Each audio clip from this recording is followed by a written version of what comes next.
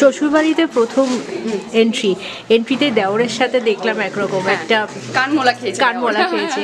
তো শুটিং এক্সপিরিয়েন্সটা নিয়ে জানতে যাবো, কেমন চলছে শুটিংটা তো খুবই ভালো চলছে, কিন্তু আমি কতটা ভালো করতে পারছি এটা নিয়ে আমি খুব বেশি কনসিয়াস। তো আমার মনে হয় আমি আমার বেস্টটুকু দিচ্ছি। আমার যারা টিম আছে, মানে আমার কো অ্যাক্টার্সরা তো ভীষণ সাপোর্টিভ, প্রত্যেকটা মুহূর্তে আমাকে শিখিয়ে যাচ্ছে, আর আমি তাদের কথা আমি শুনেই চলি।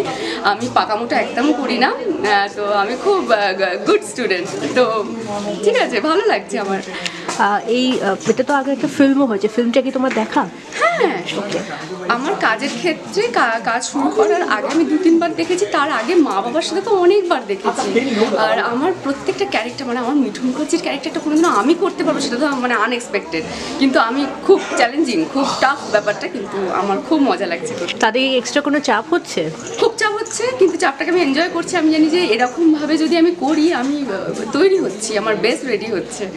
মানে প্রথমেই অনিন্দ্য সরকারের মতন ডিরেক্টরের কাছে মানে এরকম একটা কাজ, এটা চ্যানেল আর্ট, আকাশ আর্টই সম্ভব করেছে। আমি সত্যি খুব হ্যাপি, আর সত্যি খুবই কৃতজ্ঞ চ্যানেলের কাছে, অনিন্দ্য সরকারের কাছে। আর আমি এত ভালো টিম পেয়েছি, এত ভালো আমি কো অ্যাক্টরসদের পেয়েছি, মানে সত্যি আমি খুব ব্লেসড। প্রিপারেশনটা কীভাবে নিচ্ছ মানে এই ক্যারেক্টারটার জন্য? ডেলি পড়াশোনা আর কিচ্ছু না, শুধুই পড়াশোনা। মানে আমি হয়তো খেতে খেতেও পড়াশোনা করছি, মন্ত্রপাঠ মানে চণ্ডী মন্ত্র, শ্লোক অনেক বড়, সারাক্ষণ মানে আমি সারাক্ষণ পড়াশোনার মধ্যেই আছি, আর সবার কথা শুনছি। মানে আমি খুব good student. Best of luck. নতুন বছরের শুরুতেই আকাশে ওড়ার একটা দুর্দান্ত সুযোগ দিয়েছে। সিরিয়ালের নাম হচ্ছে স্বয়ং সিদ্ধা, এবং স্বয়ং সিদ্ধা সিনেমাও হয়েছে। ভীষণ হিট ছবি, দর্শক ভীষণভাবে গ্রহণ করেছিল ছবিটিকে, এবং সেই ছবিটির আদলেই ধারাবাহিকটি হচ্ছে একদম, যেহেতু সাহিত্য বেসড গল্প, এবং সেইভাবেই আমরা ফলো করছি। আমার বলতে খুব ভালো লাগছে, আবার খুব ভয়ও করছে যে আমি যে চরিত্রটি এই ধারাবাহিকে অভিনয় করছি, সেই চরিত্রটি সিনেমাতে অভিনয় করেছিলেন আমাদের সবার প্রিয় অভিনেতা ভানু বন্দ্যোপাধ্যায়, এবং ভানু বন্দ্যোপাধ্যায়কে আমরা একদম একটা অন্য চরিত্রে দেখতে পাই। স্বয়ং সিদ্ধাতে ওনার যে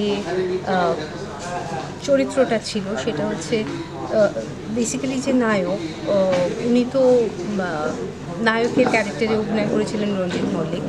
তো নায়কের গল্পটাই এরকম ছিল যে নায়ক ছোটোবেলা থেকেই একটু ভারসাম্য, এখানেও তাই।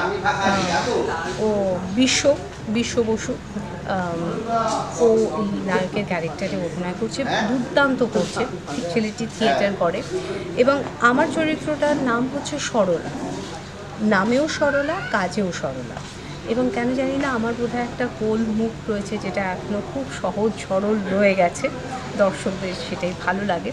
এবং ডিরেক্টর অনিন্দ্য সরকার, আমার বহু দিনের ইচ্ছে ছিল অনিন্দ্যদার সাথে কাজ করি, অনিন্দ্যদার ডিরেকশনে কাজ করি।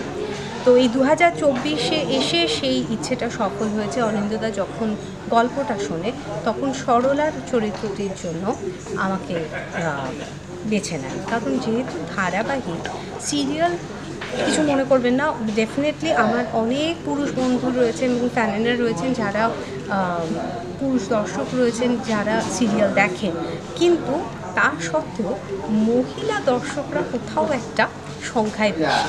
তাই যে চরিত্রটি ভানু বন্দ্যোপাধ্যায় অভিনয় করেছিলেন সিনেমাতে, সেই একই চরিত্রটাকে একটু রদবদল করে একটা মহিলা চরিত্রে রূপান্তরিত করা হয়েছে, এবং সেই চরিত্রটির নাম হচ্ছে সরলা, যেখানে যে চরিত্রে আমি মানে পিঙ্কি অভিনয় করছি।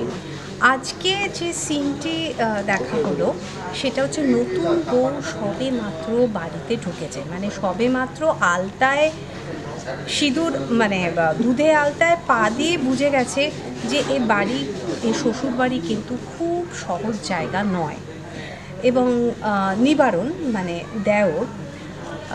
দেওর তো ছোট ভাইয়ের মতো কিংবা সন্তান সম, সে বৌদির পা ছুঁয়েই মানে যে আচরণটি করেছে সেটি কিন্তু খুব একটা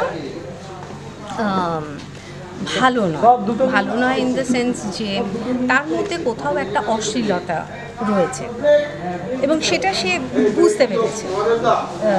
শ্বশুরবাড়িতে পা দিয়ে চণ্ডীর মতো এইরকম একটি মেয়ে না হলে কিন্তু এই শ্বশুরবাড়িতে এসে বেশ নাকানি চোবানি খেত।